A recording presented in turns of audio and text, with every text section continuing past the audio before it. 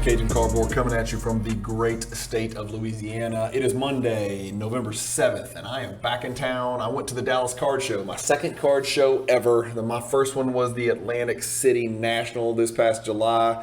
So this is the second show I've ever been to.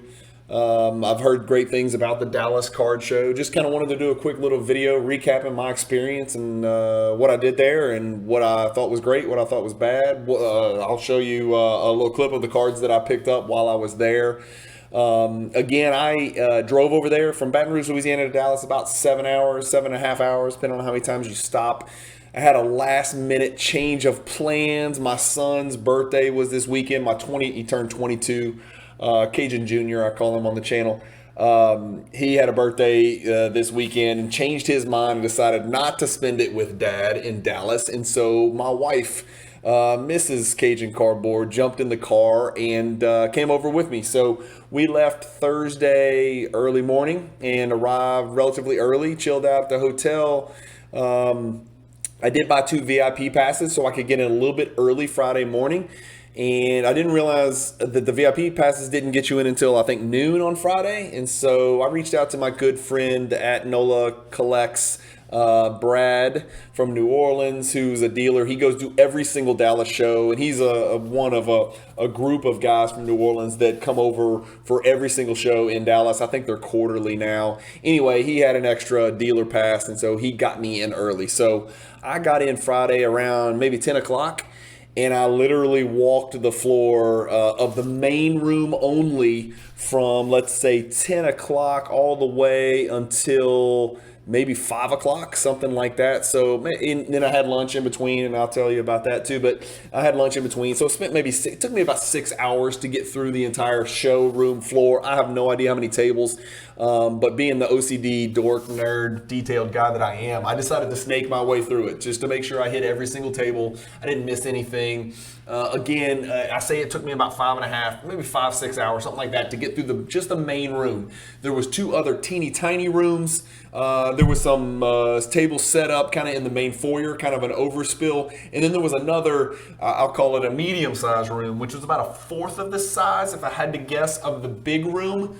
So 4 rooms in total that I could tell, and then a little bit of spillover into the main kind of lobby foyer area with some vendors out there as well. Saw Beckett there, saw PWCC there, I didn't see PSA there, didn't see Tag there. I think CSG was there. There was a couple other minor grading companies there. Golden was there. I'm trying to think of what other vendors were there. I didn't pay too much attention to any of the vendors. I didn't see too many of the guys from PWCC or any of the guys from PWCC that I deal with on a regular basis. None of my reps were there. So really just kind of focused on the cards. I brought 10 grand with me just to buy. Nothing crazy. I was looking for a couple of Jordans that I didn't have, and then if I saw any rare Lillards, I'd work on them. I did try to pick up a Lillard National Treasures RPA, but the guy wanted more than double what the last one sold for. I think he was asking 10 grand. It was a unique patch. I'll say that. The patch was special. But I think the last one sold for like 4,500, maybe 4,000, something like that. And the guy was asking 10 grand, and he would not move at all. I tried to move him down. I probably would have reached and paid 6 because the patch was that unique, and it was a fantastic card. I think it was also a quad gem, if I'm not mistaken. So I probably would have gone heavy at that card. But actually, it was I think it was a PSA 10. So I ended up passing, or maybe it was a BGS 9.5. I can't remember. It was very early on the first day.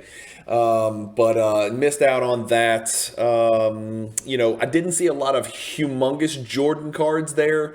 The first person I ran into was my good friend and former Jordan collector, one of the best Jordan collectors in the world, Rodman, from the great country of Honduras.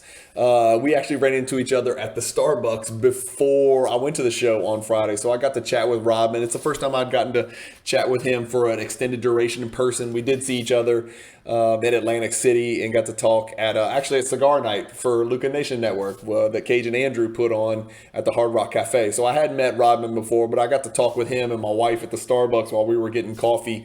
He had just come in from Honduras, so he was ready to head over to the show as well. And then I got to hook up later Friday night night with Rodman in the lobby of our hotel, which was across the street. It was too late to book a hotel at the actual card show, so I got a hotel across the street, and there was an amazing soccer trade night, soccer only. And as you guys know, I've started to kind of dip my toes in the water with soccer. I've bought some Haaland. I got a couple other soccer cards that I've bought that you'll hear me talk about on the show. But and I did pick up a card, which you're about to see in this video, pretty big card actually, of my super #1 prospect, Erling Haaland, at the show as well. But Rodman hosted a trade night, and it was all soccer folks. And so I got in after dinner with my wife and walked in, and that that trade night was fantastic for me because I got an education. Rodman kind of walked me from table to table. We talked about the products, the modern era of soccer collecting. He kind of explained to me that, you know, Prism came around in 2014 and then again not until 2018 for the World Cups, and then just kind of taught me through the different products, the different parallels, the different, you know, what's hot, what's not, what he likes, what he doesn't. And so I got a great education as far as the soccer hobby that night, just at that trade night in my lobby. And then I bounced up and you know, hit the sack. I was excited because Saturday, Andrew from Luka Nation Network was flying in from Florida. So he flew in, got here early, 8 o'clock. I grabbed him and we got to the show early, and then we just hit the floor again, hit the, and kind of walked around. I did forget to say, I got to spend lunch with Chris and Christina from Card Ladder, which was great. I didn't get a chance to meet Chris at the Atlantic City National because he was sick. And then I was gone by the time he rallied and recovered. So I never got to meet Chris McGill, Chris Hoge from Card Ladder at the Atlantic City National. But I had met Christina, and so I got to sit with Chris and Christina, and we had lunch together, you know, outside at the restaurant in the hotel where the Dallas Card Show was. So that was fun. That was a great treat as well. We talked about cards and Card Ladder and collectors and everything else that's going on in the hobby and the channel and whatnot. So that was fun. But Saturday, Andrew and I just rolled, man. We kind of worked our way through the rooms, kind of picked up some cards, got to meet some people. Lots of people said, hey, I recognize you from the channel. You know, it was nice to see you. I forgot Friday night, I got to go to the Mavericks game. So I took my wife and we went and saw the Mavericks. We had pretty good seats, about 12th row. Not center court, but kind of baseline up on the side. And so that was fun. American Airlines Arena was really cool, really simple to park and get in and out. And we had a blast. Luka went bananas and had a fantastic game as expected. The Raptors played without Fred VanVleet, which was a task. Scotty Barnes actually played point guard the whole game and had a triple-double, his first career triple-double, although he didn't get enough shots up.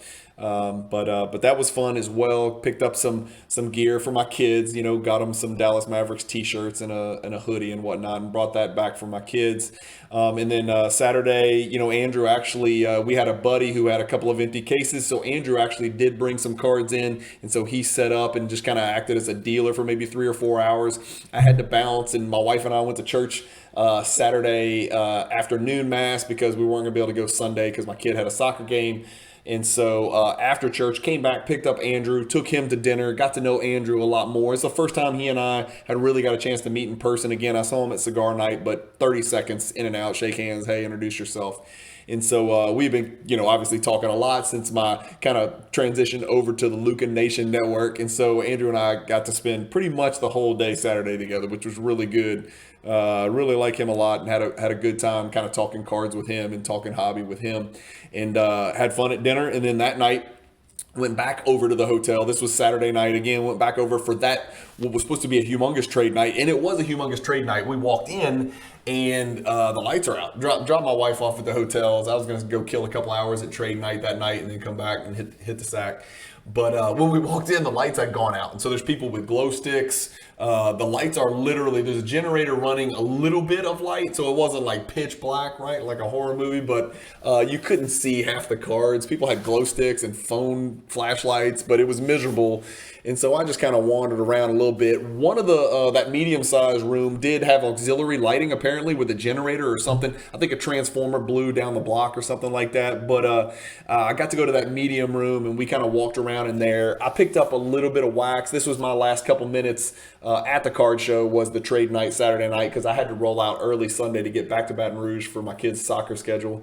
But I picked up, 8 little mini blasters, $10 each of Mosaic Soccer and Prism Premier League Soccer, because my 2 youngest kids, 8 and 9 years old, like to open soccer wax. And so I picked those up for $10 each. Picked up, I think, 8 of them for $80 from a dealer in there.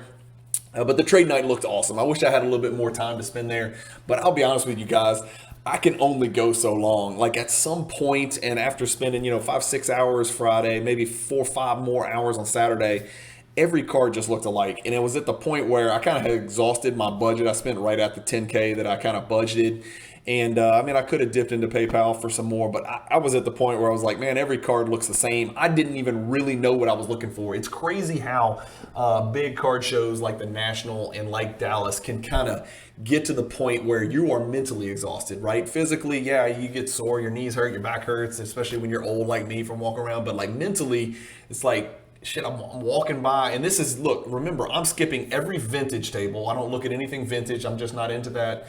I don't touch baseball at all. I don't touch football at all. So all I'm looking for is basketball, non-vintage, right? And then a little bit of soccer. And so that's all I looked at, and it still took me it was probably about 8 hours worth of walking to get to every single table in all of the rooms at the show. Probably about 8 hours is what it took. So just to give you guys a frame of reference. But anyway, it was a blast. I'm glad I did it. I'm glad that it's really one of the 2 shows that I can drive to. I'm also planning to go, and I got to meet Prism God. I'm going to obviously try to get to his show in Atlanta, which is in late January. So I'll probably drive up to that. I might fly, but I think I'm going to bring some buddies up there and bring some cards with me to that one and try to make some deals. So I'll probably be at Culture Collision in Atlanta in late January, I think it is, and then I'll be at the Mint Collective in Vegas in March as well. So those are the next 2 on my schedule to go to. If there's a local Baton Rouge show, of course I'll go attend that just to shake hands and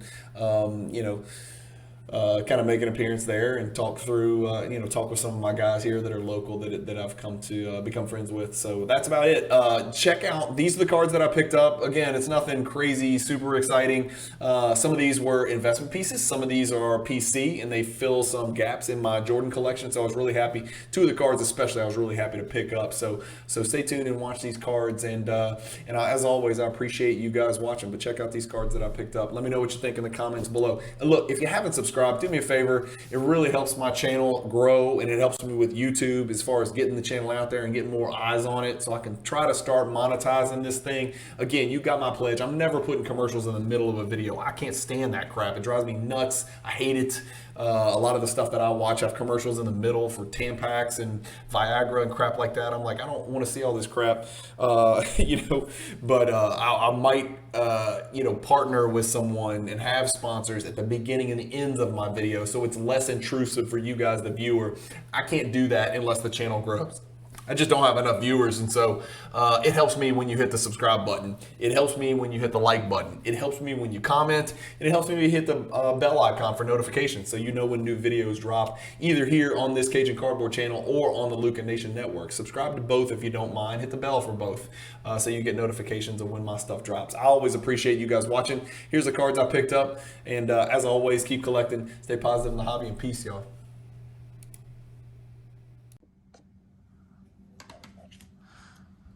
Hey guys, here's a look at what I picked up in at the Dallas show this weekend. Again, Dallas is my second card show I've ever been to, but here's what I picked up. I'm going in order of smallest to biggest. And so I grabbed this. This was $19.99 and picked it up for $10. The guy took 10 for it. It's a raw 1998 Planet Metal Sharif Abdul-Rahim. Again, if it's $15 to grade at PSA or $18 or whatever the hell it is, I figure if I'm in for 30, if it comes back at PSA 8, I'm probably on the good side. So just a little experiment here. Just wanted to buy some cheap raw stuff towards the end of the show and pick this one up for 10. Same thing with this one.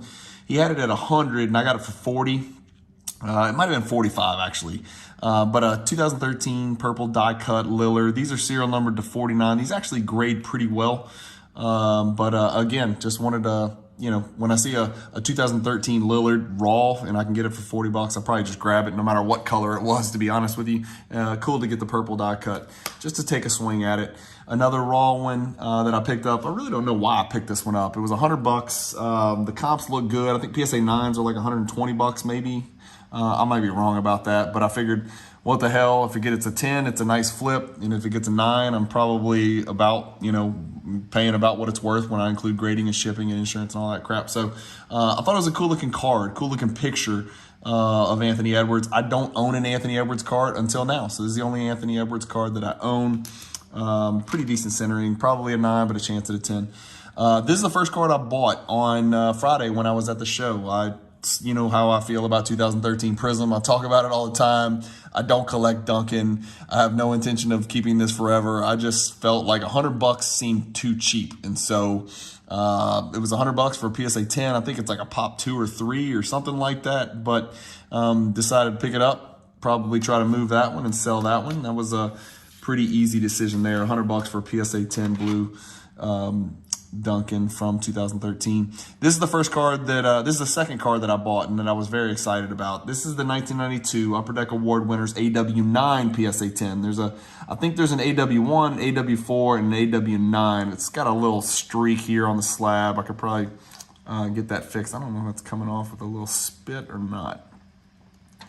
Yeah, it will. So I'll probably get that off. But sorry for the glare. You know, I don't know if y'all can tell, but just a really cool card. A card that I remember pulling out of packs as a kid. Of course, I wasn't pulling PSA 10s. These are tough to gem. And picked this one up for $400, which I thought was a really good price. I think it's about $450 last few comps, but I need to clean the slab up. This one will be going straight to the PWCC vault to put next to the AW1 hologram PSA 10 that I just picked up a couple weeks ago in the PWCC Weekly. So I still need the AW4, which I think is the third of the holograms. Last card I bought on my way out on Saturday. Very last card I bought. My LeBron Prism Silver run. This one I needed. I didn't have it yet. I'd been waiting for the price to go down.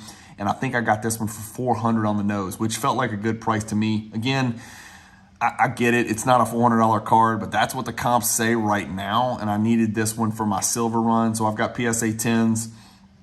2020, 2019, 2018, 2017, 2016, 2015, 2014, 2013, and then I need the 2012. This is the 2020, but 2012 is obviously the banger, and that's kind of a monster card, although prices should have gone down on that one.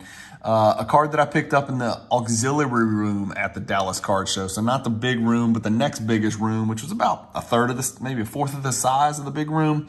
Just stumbled across this, some really nice guys. This guy had a lot of really good looking soccer cards. I was interested in more than just this one, but this one jumped out at me. You guys know how I am on Haaland. He is one of my favorite players. He picked up a goal the same day I picked this card up on Saturday. He converted a penalty kick to win a game for Man City in the Premier League. He's back. He's healthy now, so hopefully he'll make a good run. In the Premier League. Again, Norway, which is where Haaland's from, is not in the World Cup, so I don't know where his cards are going in the short term, but happy to pick up this Color Blast. The only Color Blast, no, I think I own one Lillard Color Blast, and then this, the only two Color Blast cards I own. So nice Haaland Color Blast Black there. And then the two biggest that I picked up were both MJ, of course. Bought this card from the great Coleman Cards, one of the best dealers in the country. Shout out to Coleman. Super easy to deal with. And I tell a funny story of how, I whispered, my wife was with me at the show. She was nice enough to swing by and let me nerd out for the weekend. And I kind of whispered to her before I made the offer to Coleman. I said, he's got the card listed for $2,600. I'm going to offer $2,000 cash. He's going to counter with $2,200, and I'm going to accept. And sure enough, that is exactly how it went down. So $2,200 for this min gem. It's actually a mixed gem, the 10 for centering. High voltage, not the high voltage 500, unfortunately, which would be really nice, but it would also make it a $50,000 card probably. But this is just the regular high voltage insert. 9.5 is my kind of sweet spot, so I got to pick this up for a fraction of the price of the PSA 10, and I'm really happy with it. I like the card. I've been putting this one off for too long, so happy to pick that one up. And then the only big card, relatively big card that I picked up was this Ultrability Superstar, which I got for $4,200. Actually $4,000 on the nose. It's a min gem. The PSA 10's obviously a much bigger card, but this one in 9.5 was fine with me. Just a tough card to find in gem condition. With all the pointy corners on this die cut, it's just a tough card to gem.